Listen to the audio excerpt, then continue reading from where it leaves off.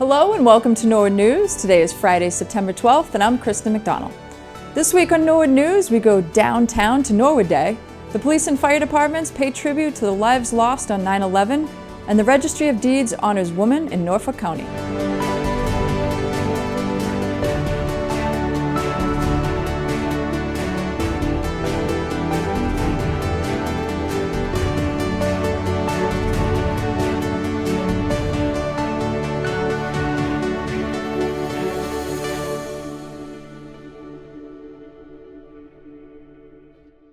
Another successful Norwood Day is in the books. Washington Street was filled with many people looking to learn a bit about the different businesses and organizations in town.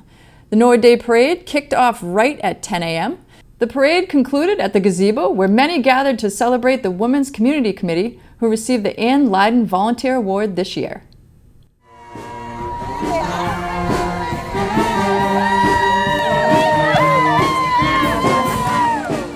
It is my great honor to stand before you today as we present the 2025 Ann T. Leyden Award, an award named for a woman whose vision, compassion, and love for her community continue to inspire Norwood.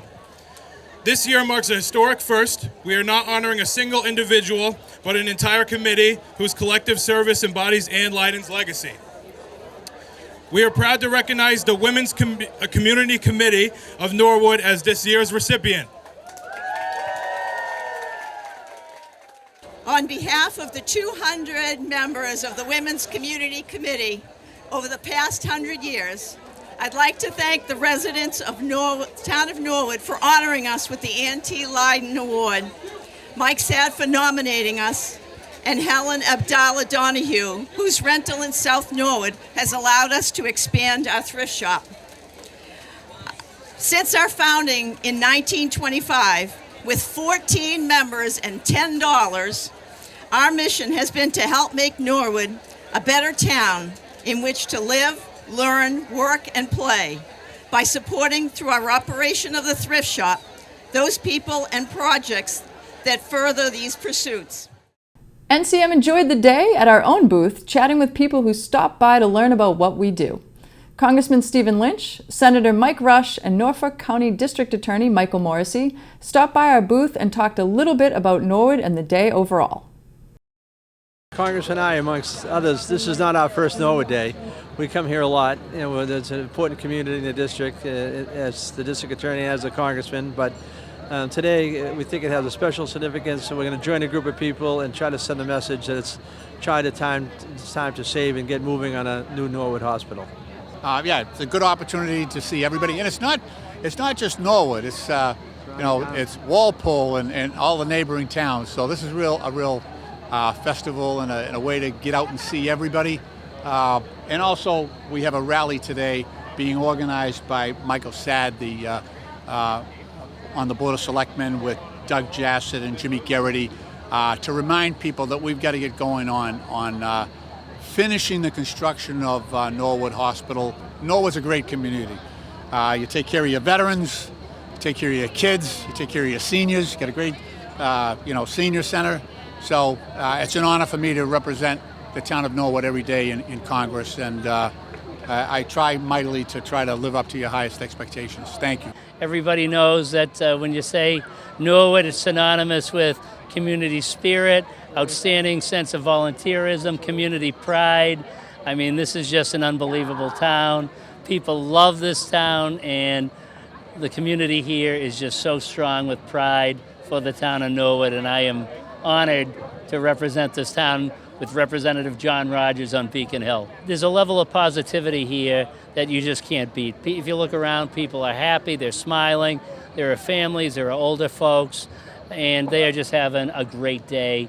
And it's because of the volunteers that make it happen. The volunteers here in the town are so committed to making this the wonderful day that it is. It's really incredible. Recreation Superintendent Sam White recapped Norwood Day as people were starting to head out and booths were being broken down. Hey Norwood, Sam White here, Director of the Recreation Department. We're just here wrapping up Norwood Day. What a successful day it has been, just seeing the smiles on everyone's faces. We had our traditional rides, booths, games, food. beer garden, pony rides. Overall, it's been a great success. Just want to say thank you to our great police department, DPW, fire department, general manager's office, selectmen, everyone that was involved putting this day together, and of course our wonderful recreation staff that we have on board. Just seeing what we can do over a few months and seeing everything come to life has been a huge accomplishment and a big success, and it's always a pleasure giving back to the Norwood community in the way that we do. So thank you to the Norwood community as well. And with thousands gathered at Norwood Day, what better time to hold a rally to support finishing the job at Norwood Hospital? The Common was filled with residents and officials from Norwood and surrounding communities, expressing the need to bring the hospital back to Norwood. So we really need to raise the awareness of what that domino effect is of the loss of this hospital. It has the name Norwood in it, but this impact goes beyond our 10 square miles. This reaches into neighboring towns. This is a domino effect into the whole region. And so it's really important. I need everybody getting out there, talking to their friends and family, and make sure that you are reaching out to our delegation.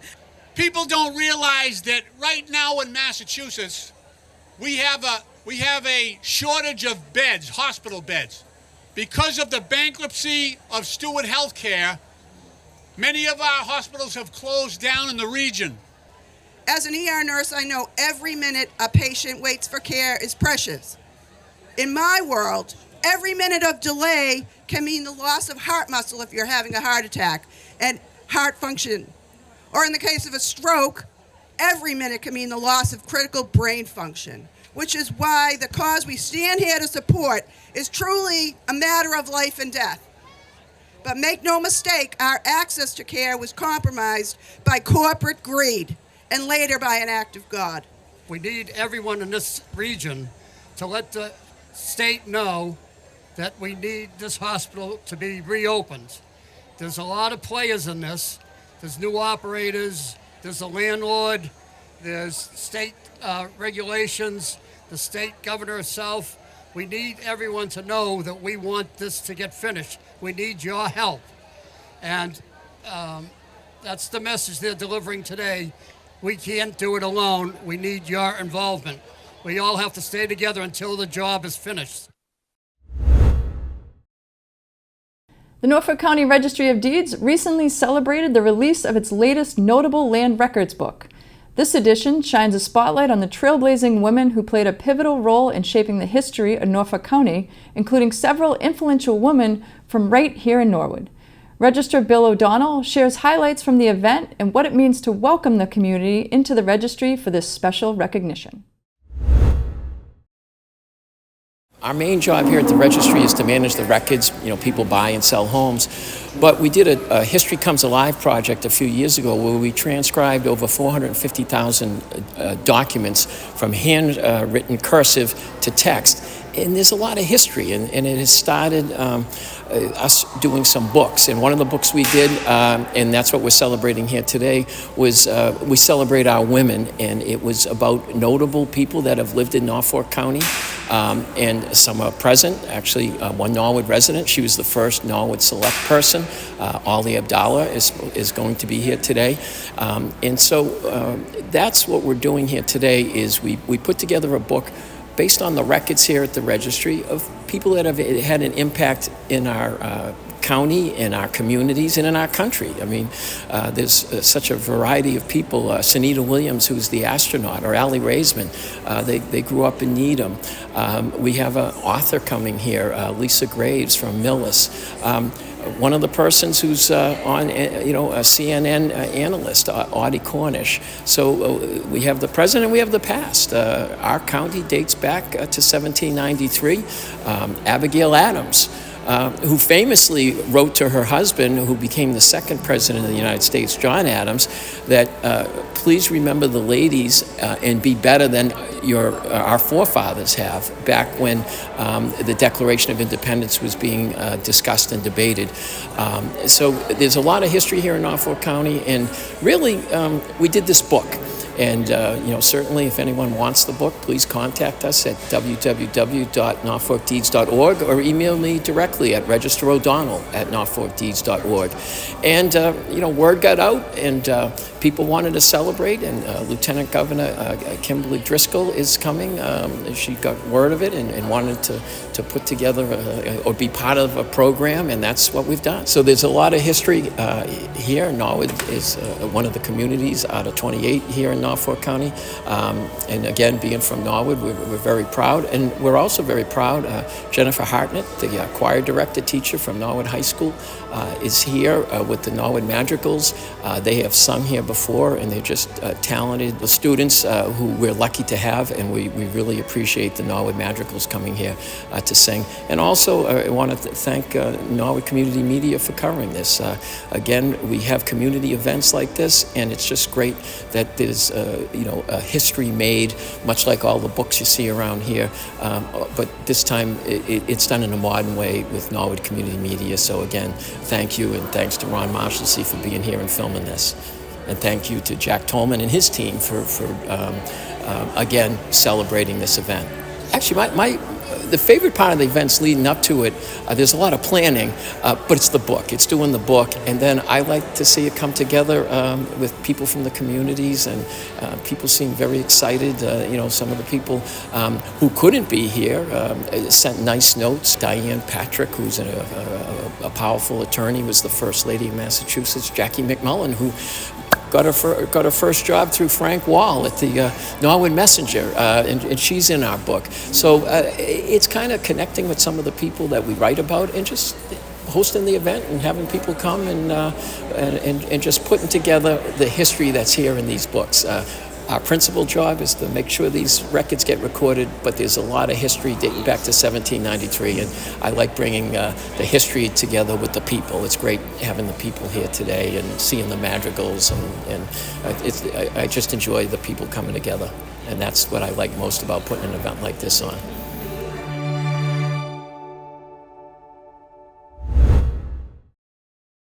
When we return, Ernie Pachakowski talks music with the Ultimate Doors. Norwood remembers 9/11, and Ron Marshalsea has the latest in sports.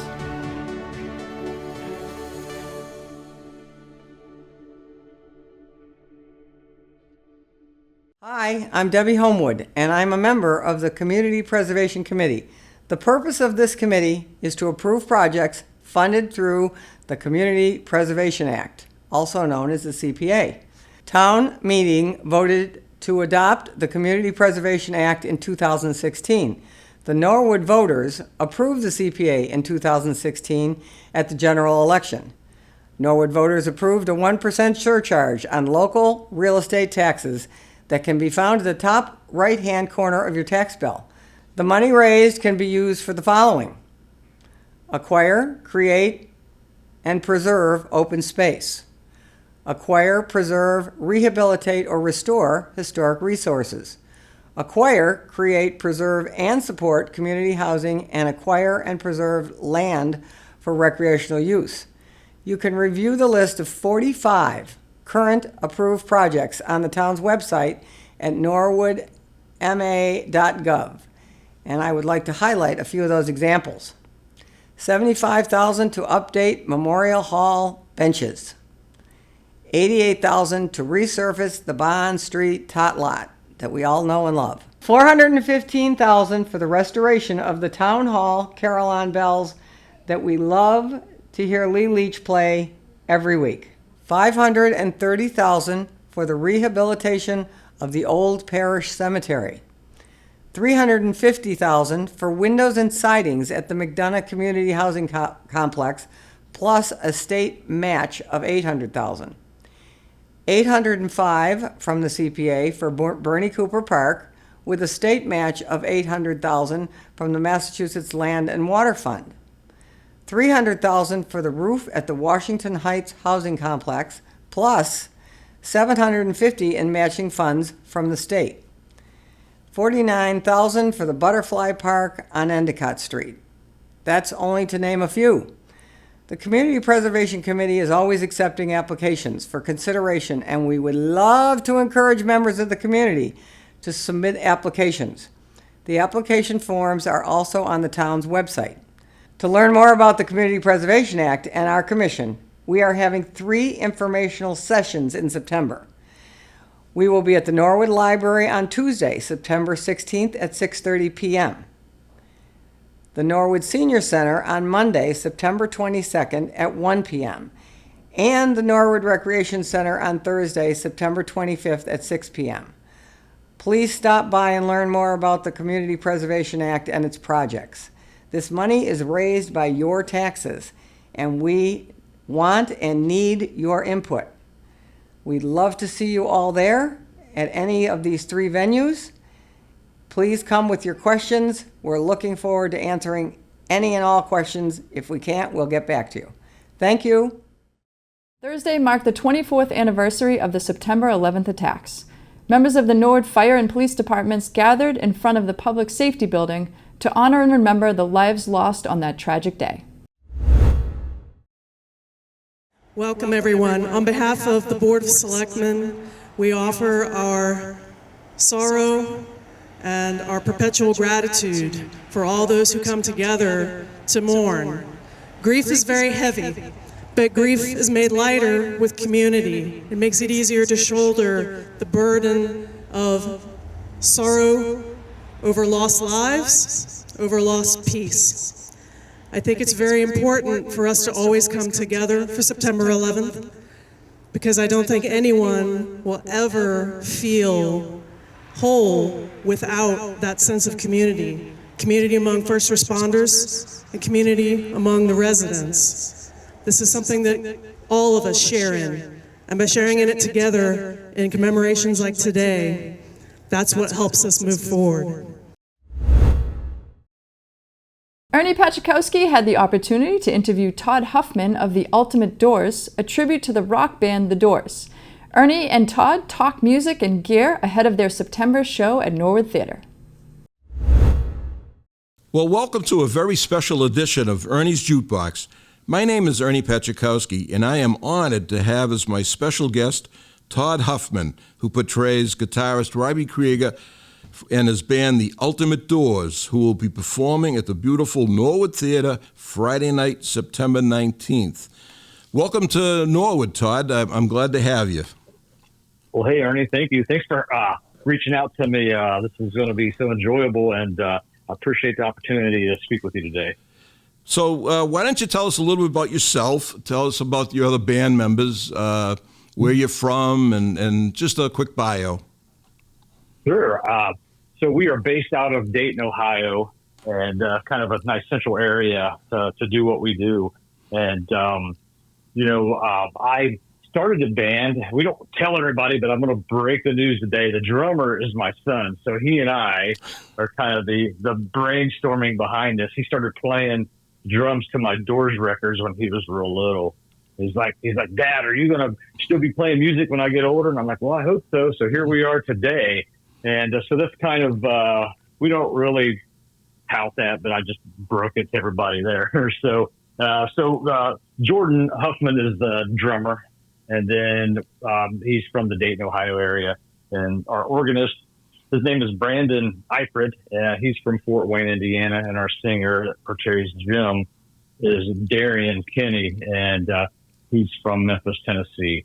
And so we just all kind of met, just chatting kind of with social media. And 4 years later, here we are touring, nationally touring. It's what we do full time. And we're so excited to bring this show to Norwood.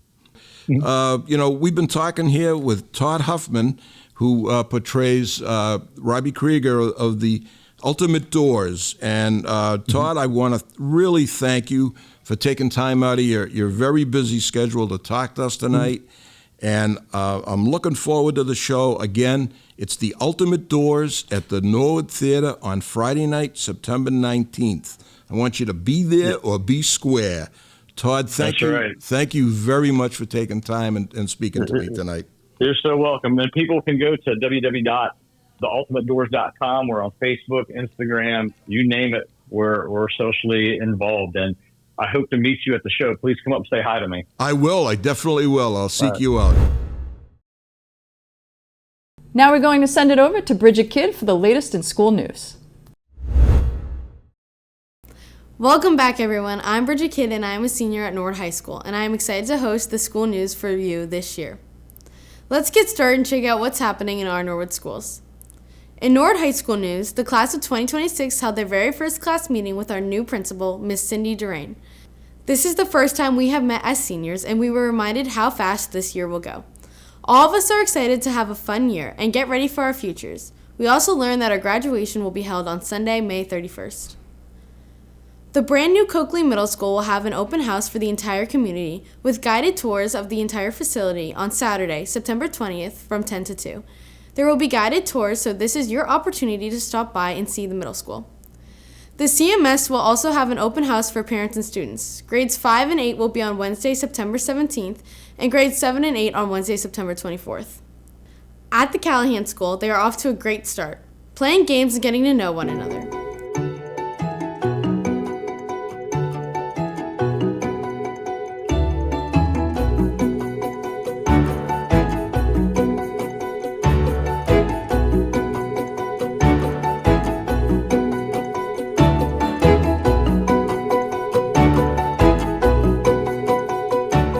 The Prescott School welcomed students in grades 1 through 4 for the first day of school last week.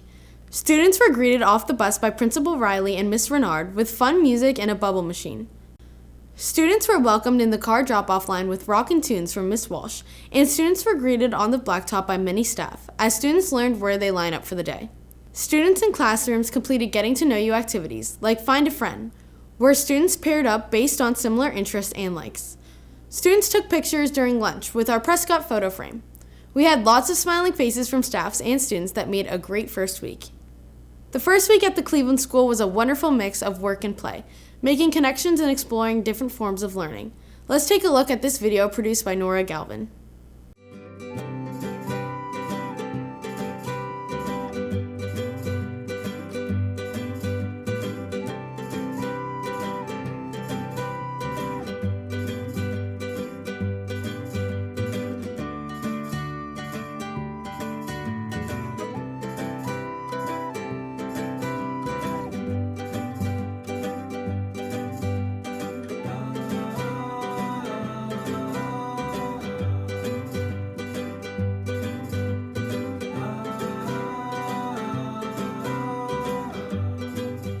Did you hear the sound of Mustangs trotting down Prospect Street? Many people don't know that the Little Mustangs Preschool welcomes over 150 new Little Mustangs to their preschool each year. The boys and girls were excited to see their classrooms and meet their new teachers and friends. The first week of school was spent playing games to get to know one another, practice sharing and turn-taking, as well as learning new routines which will help build the foundation for learning this year and all years ahead. Learning at the Little Mustangs happens through authentic experiences, and the teachers are looking forward to creating these opportunities for the Little Mustangs this year. The staff also got to show the community their excitement of welcoming back their Little Mustangs with a shout out on Channel 5's Eye Opener News segment. Here's the clip courtesy of WCVB. We're the Little Mustangs from Norwood, Massachusetts, and we can't wait to welcome our students. Good morning, Eye Opener! Good morning to the newest Little Mustangs. The students are attending their first day of school ever today. Oh my goodness. And then time flies and you have a college student like Cindy does. We're in all different phases. Yeah, We've got the preschoolers and the kindergartners here. Preschoolers, elementary. Yeah, elementary. High school. High school. It doesn't really go by quickly. It does. Yeah, You know, sometimes it feels like, oh, sometimes these it kids feels taking like forever. There has never been a truer sentence. The days are long, the years are short.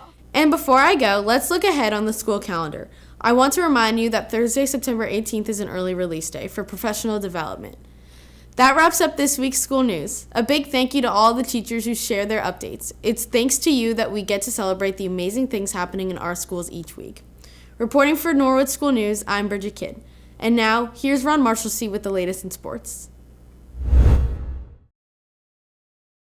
I'm Ron Marshalsea, and this is your Sports Update. The football team began their season with a win over in Stoughton last Friday night, 17-14. The defense made huge plays and touchdowns came from an 85-yard punt return by Sam Larkey and a pass from Kevin Roach to Caden Sheehan. The Mustangs will be home against Canton on Friday the 12th, which will be live on the NCM Community Channel at 6 o'clock. The field hockey team went to Westwood last Friday and tied the Wolverines 1-1. Mo Larkey notched the 1 goal for Norwood. The Mustangs also went to Dedham but lost a close one on Monday and hosted Holliston on Wednesday, where they got the 2-1 win over the Panthers. The girls soccer team's Tuesday game versus Dedham was NCM's first live broadcast of the school year, where they unfortunately couldn't grab the win. Ready, here comes the whistle, and she is able to put it through. First goal of the season for Norwood girls soccer, and it belongs to number 17, Mackenzie Flynn. As of recording this sports update, their game against Holliston has not been played, but we will let you know what happened on the next sports update. The Mustangs will be in Norton for their next game after Holliston on the 18th at 5:45. We talked about the boys soccer game against Westwood last week, but we didn't show you was the Mustang goal that tied it up in the second half by Helio Da Silva.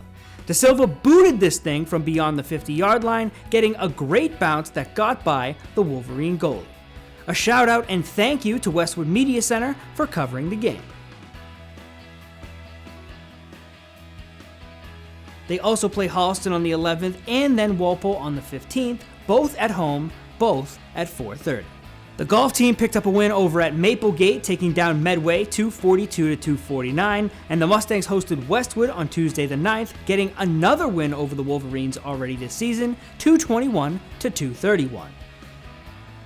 They will be at the New England Country Club to go up against Bellingham on the 14th at 3:40. The volleyball team headed to Westwood last Friday but couldn't grab the win, but Hillary Medeiros was all over the court for the Mustangs. They were at Dedham High School Wednesday afternoon, where they beat the Marauders 3-0. Brenna Forbes was the highlight for the Mustangs for her powerful swings and long service runs. Their next matchup is Monday the 15th in Hopkinton at 6:30.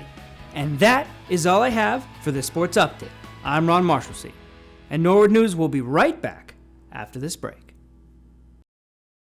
Do you know what the numbers 623, 1072, and 2135 all have in common? They are Norwood Community Media's high-definition community channel on providers Norwood Light, Comcast Xfinity, and Verizon. The community channel is where most of our live broadcasts and productions will take place. So if you're a cable subscriber, don't try and watch a First Down in standard definition. Make sure you're on 623, 1072, or 2135 to watch NCM's community channel in high definition.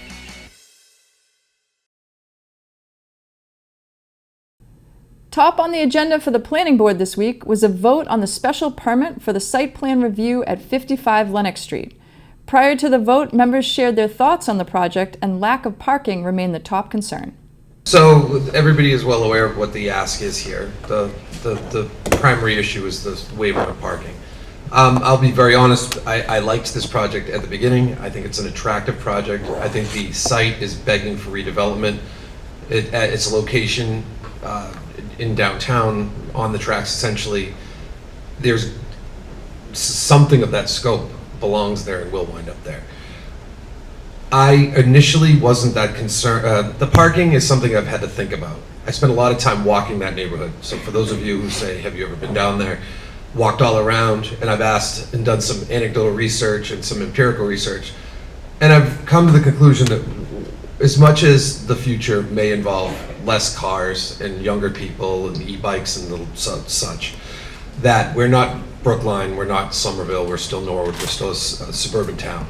And that the ratio of parking, which, by the way, granting a waiver is without a doubt within our discretion as a board. That shouldn't be questioned. But the ask that's in front of us, I've come to the conclusion is too substantial.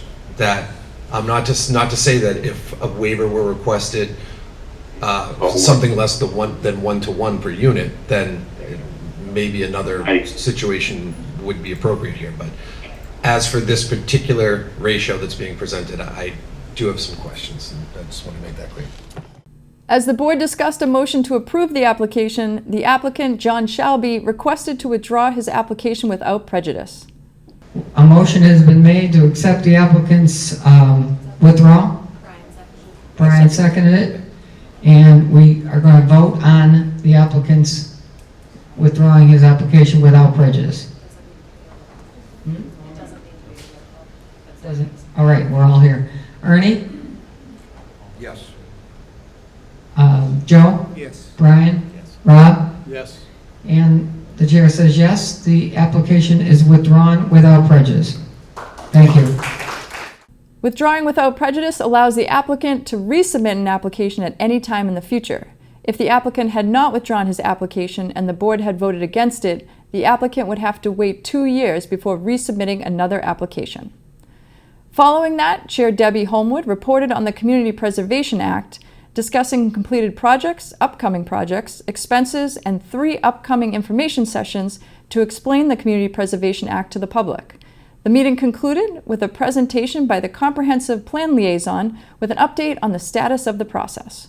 Detailed information on that process can be found at tinyurl.com/NorwoodCP. The Planning Board will meet again on Monday, September 22nd. During his update to the Board of Selectmen on Tuesday night, Middle School Building Committee Chair Alan Slater got a little surprised for his significant contributions to the new Coakley Middle School project. So we had considered doing this during the ribbon cutting, but we felt like we wanted the ribbon cutting to not have any disruptions. We knew that you were trying to make sure everything was running on time, on track, exactly like the rest of the project has been going. So we figured by having you in to see us tonight, we can focus on you for a moment. Thank you. And so what I have here is a declaration from the board, which I'll read some excerpts from for you, which is a letter of proclamation honoring Alan Slater, chair of the Coakley Middle School Building Committee. Whereas Mr. Alan Slater has served as chair of the Coakley Middle School Building Committee since its establishment in 2020. Whereas the new Coakley Middle School is the largest construction project in Norwood's history. And whereas Mr. Slater's contributions to the community include serving as chair of the school's Long-Range Facilities Planning Committee Task Force in 2017, and serving as a member of the School Facilities Task Force in 2008. And whereas, under Mr. Slater's leadership, these school building construction projects have produced state-of-the-art facilities within budgets and on schedules. And whereas Mr. Slater's contributions in these roles serve as a role model for civic engagement by citizens of Norwood. And so we prepared this for you and wanted to present it to you tonight. The school committee had a packed agenda for the first meeting of the new school year. Eli Norris of Food Services sat alongside other members of Chartwell to give the quarterly food service update and introduce the new director of food services, Jason Morenzi. Following that, principals of each school presented their school improvement goals and action steps for the upcoming school year, which the committee voted to approve. Dr. Luff shared the news that many have been waiting for. The Coakley Middle School will be holding an open house for the public on Saturday, September 20th from 10 to 2 p.m. Chair David Hiltz and Mr. Mannion then reviewed the 5-year capital plan, which the committee voted to approve only the expenditures for the 1-year plan. The school committee will meet again on Wednesday, September 24th. We went back to the Senior Center this month, this time getting the latest from Outreach Coordinator Kathleen Rooney about the center's event next Thursday afternoon, Navigating the Next Chapter. This event aims to teach you everything you need to know from Social Security and Medicare, as well as visiting the vendor fair and exploring ways to fill your free time, such as taking a class, traveling, volunteering, and more. Hello, my name is Kathleen Rooney, and I am the Outreach Coordinator here at the Norwood Council on Aging and Norwood Senior Center. I'm here to tell you about an event that we are hosting next Thursday, September 18th, from 4 to 7 p.m., titled Navigating the Next Chapter. This is an event geared toward people who are thinking of retiring or who have recently retired. We will start the afternoon off with a presentation from Social Security, and then we'll have a presentation from Medicare. We'll have 20 vendors after that you can walk around, and they're going to share their resources on everything from financial planning to volunteering to recreational classes, organization, and home updates. There'll be something there for everyone to guide you through your next chapter. So whether you want a relaxing retirement or an active one, please come down. Again, it's Thursday, September 18th from 4 to 7, the Norwood Senior Center, 275 Prospect Street. This is a free event and everyone is welcome, so please come along and bring a friend. Thank you. Well, that's a wrap for this edition of Norwood News. For the latest updates and stories, be sure to follow Norwood Community Media on Facebook, Twitter, and Instagram. Thanks for tuning in, and from all of us here, have a great weekend.